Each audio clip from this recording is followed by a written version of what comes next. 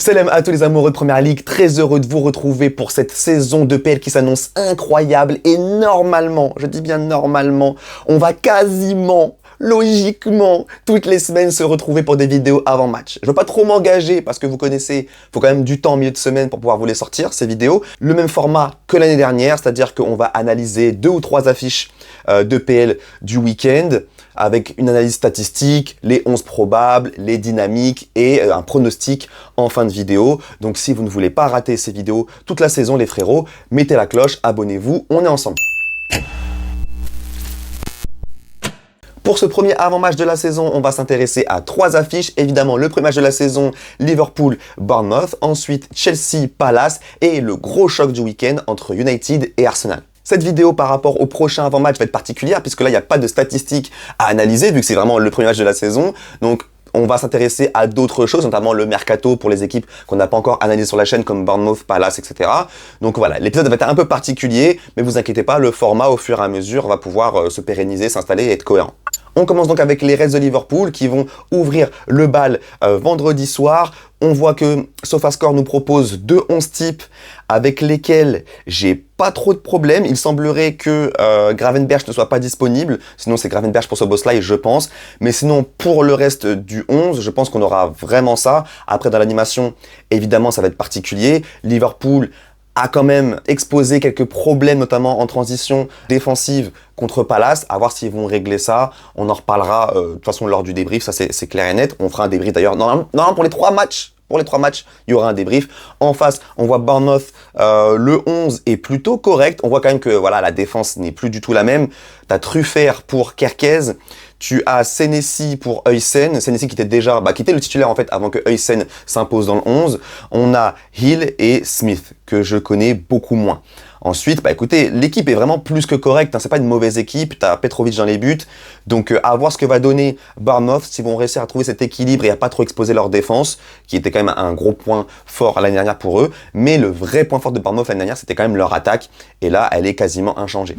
Normalement, on ne retrouvera pas Diakité dans le 11, qui vient de signer pour Bournemouth, donc c'est une très bonne prise, je pense que c'est une prise très intelligente et qui va s'avérer être payante. On a aussi Eli Junior Kroupi, qui était prêté à Lorient en Ligue 2, qui a fait une très bonne saison, meilleur buteur de Ligue 2, qui sera normalement sur le banc en rotation avec Evan Nilsson, donc ça aussi c'est hyper intéressant. On a Billing qui est un très bon joueur qui est de retour, enfin moi en tout cas je trouve que c'est un bon joueur qui est de retour de près du Napoli, Romain Fèvre aussi qui est de retour de près, donc il y a un petit banc quand même à Bournemouth, je pense pas que ce soit un mauvais effectif malgré leurs pertes, comme on voit à droite, Zarbani, Huysen, Kerkez, ça fait quand même très très mal. Au niveau des résultats de pré-saison, comme on peut voir, Liverpool était plutôt en forme, notamment avec des matchs contre l'Athletic Club Bilbao qui étaient vraiment très satisfaisants. Il y a eu 2 matchs le même jour, c'était bizarre, un match à 15h, un match à 19h, un truc comme ça, c'était très chelou, mais 2 matchs maîtrisés où ils ont développé vraiment un super football avec plein d'idées intéressantes.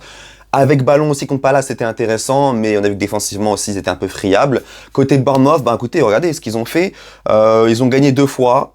Après, ils ont perdu 2 fois. Et après, ils ont fait 2 matchs nuls. Donc, j'ai pas vu leur match. J'ai vu aussi le match contre United. J'ai vu un résumé long, je confonds, j'ai vu United Brighton, il me semble, Everton, je dis n'importe quoi.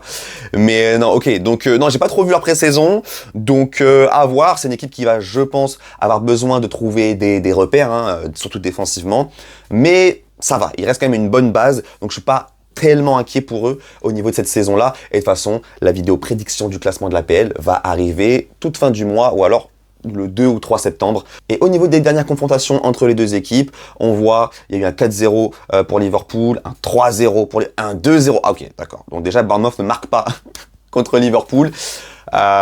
Ok. Donc ils ont vraiment du mal face aux Reds. On va voir si dans mes pronostics, je sens la même vibes ou pas. Avant de passer au choc du week-end entre Mancuniens et Gunners, on passe au match de Chelsea.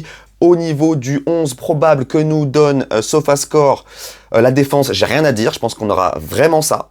Je pense qu'on aura tout à fait ça.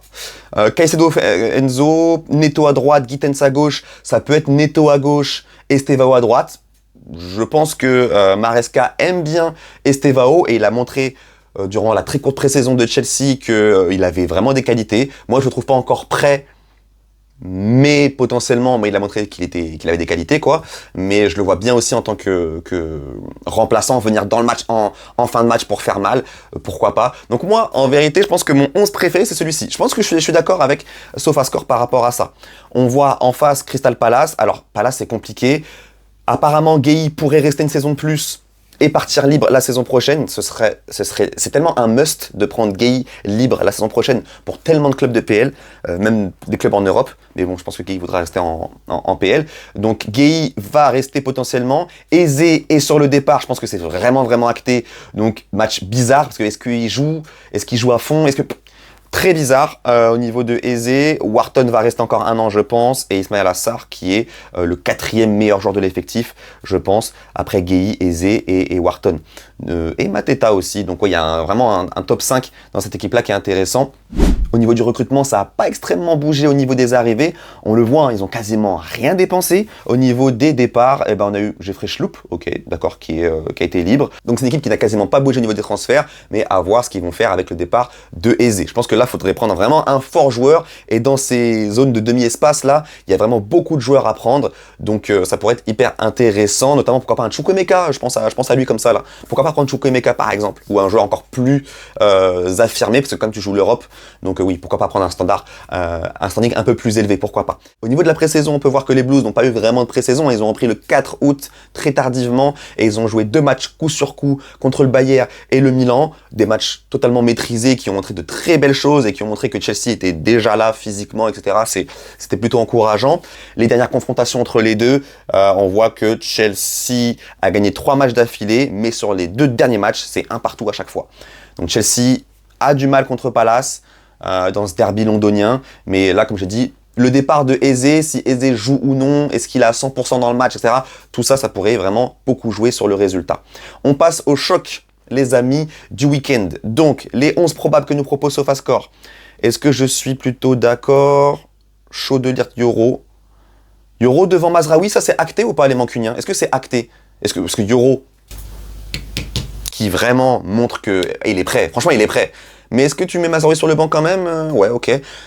À voir. Est-ce que Mazraoui pourrait monter aussi plus haut en piston, puisque Diallo n'a pas fait une pré-saison de fou non plus? À voir.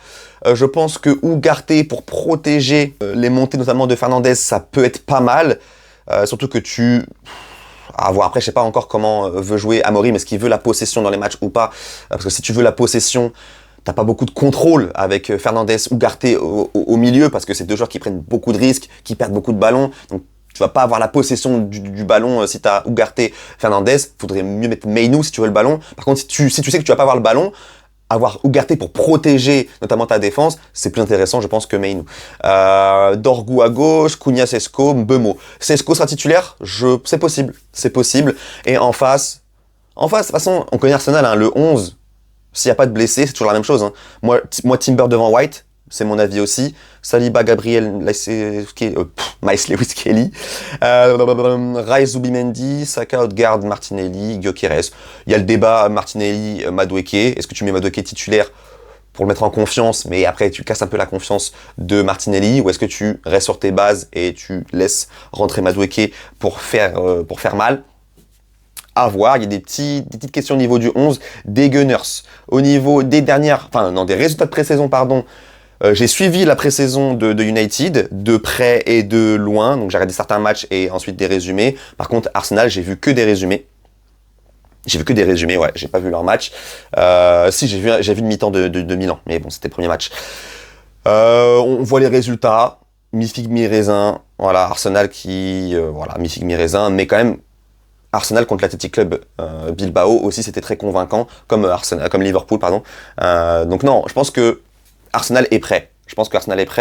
Au niveau des dernières confrontations entre les deux, on a eu un match amical l'année dernière. Ouais, il me semble que c'est le match où Højlund se blesse. Il me semble qu'il marque là, premier poteau, et après il se blesse. Il me semble que c'est ce match-là que j'avais vu. Ensuite, Arsenal United 2-0 Arsenal. Ensuite, 1-0... non. Ok, c'était un match de FA Cup, oui, l'élimination des FA Cup, en effet, avec le rouge, mais United qui va s'imposer au tir au but. Et il y avait un partout quand même en Première Ligue. Donc United qui a l'habitude de tenir tête aux Gunners. On va voir dans mes pronostics si je pense que ça va être le cas encore là pour ce premier match de la saison. Les amis, les pronostics, on y va direct, on perd pas de temps. Allez. 3-1 Liverpool contre Bournemouth. Je vois Liverpool trop fort avec ballon, marquer des buts à cette défense de Bournemouth qui a beaucoup souffert au niveau des transferts et qui n'a pas encore Diakité installé dans cette charnière. Donc je pense 3-1. Je pense que Chelsea aussi va faire une belle prestation face à un Palace qui, comme j'ai dit encore, n'est pas encore installé dans cette saison-là. Et c'est ces trucs-là, ça me fait penser que, en vrai de vrai, j'ai jamais eu vraiment cette réflexion approfondie, mais c'est vrai qu'on devrait arrêter le mercato avant que la saison commence. En fait, je trouve ça tellement logique. Il y a des équipes qui sont là, elles vont commencer leur saison et elles peuvent perdre encore leurs meilleurs joueurs. Genre vraiment, c'est bizarre. Moi, j'aimerais bien finalement, après réflexion, qu'un mercato commence vraiment au début juin et qu'il se finisse mi-août, quoi. Je trouve que c'est plus logique. Parce que là, des équipes comme Palace, qui sont des bonnes équipes, hein, on le voit ces derniers mois, sont très forts. Mais là, ils sont un peu dans ils sont voilà, dans des eaux tièdes un peu. Est-ce qu'on perd Gueye, est-ce qu'on perd Rezé, est-ce qu'on perd truc? Je trouve ça bizarre. Donc voilà, mais en tout cas, je pense que du coup, Chelsea va arriver à Stamford Bridge et faire forte impression. Et donc pour le choc, je vois United résister face aux Gunners. J'ai hésité entre 1-1 ou 2-1 Arsenal. Je pense quand même que Arsenal va avoir la possession du ballon, va avoir des occasions, etc. Mais je vois bien United résister et pourquoi pas un match nul entre ces deux équipes. Évidemment, vous me dites en commentaire quels sont vos pronostics pour ces 3 matchs, les amis. Et normalement, on aura un débrief pour ces 3 matchs. En tout cas, pour 2 sur 3 matchs, on verra si j'ai le temps. Merci beaucoup d'avoir suivi cet avant-match. Likez pour donner de la force et de référencement. Et à ce week-end, les amis, sur French PL. Ciao.